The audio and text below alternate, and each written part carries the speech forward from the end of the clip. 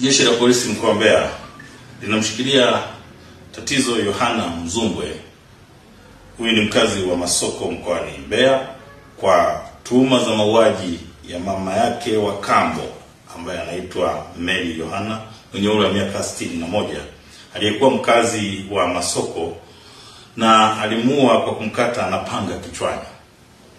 Mtuhumiwa alitenda tukio hilo tarehe 6 mwezi wa 10 mwaka 2025 majira ya saa 2 za usiku huko katika kijiji cha Mapinduzi, kata ya Masoko, tarafa ya Isangati iliyoko katika mkoa wa Mbeya.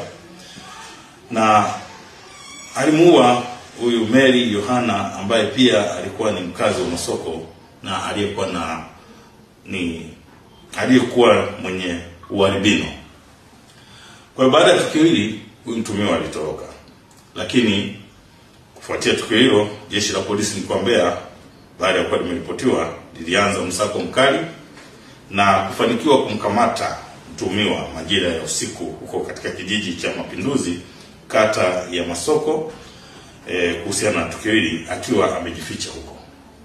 Kwa hiyo uchunguzi wa awali umebaini kuwa chanzo cha tukio hili ni mgogoro wa kifamilia kuhusu mashamba, ambapo mtuhumiwa alikuwa akimshinikiza Mary Yohana ambaye kwa sasa ni marehemu, akimtaka kugawa mashamba ya urithi yaliyokuwa yameachwa na baba yake baada ya kufariki.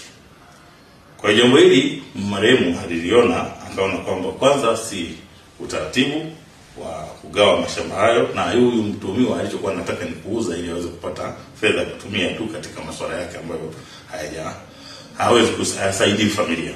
Jeshi la polisi mkoa wa Mbeya linatoa wito kwa baadhi ya vijana kuacha tamaa ya kujipatia fedha kwa njia zisizo halali, bali watafute fedha kwa uhalali na wasifanye matendo haya ambayo ni kinyume kabisa na sheria. Kwa hiyo uchunguzi wa swala hili au tukio hili umekwisha anza kushughulikiwa kwa kiwango kikubwa, na kilichobakia sasa ni kukamilishwa ili jalada liweze kufika katika ofisi nyingine za mashtaka kwa ajili ya kuandaliwa mashtaka kulingana na ushahidi utakaokuwa umepatikana ili aweze kufikishwa mahakamani.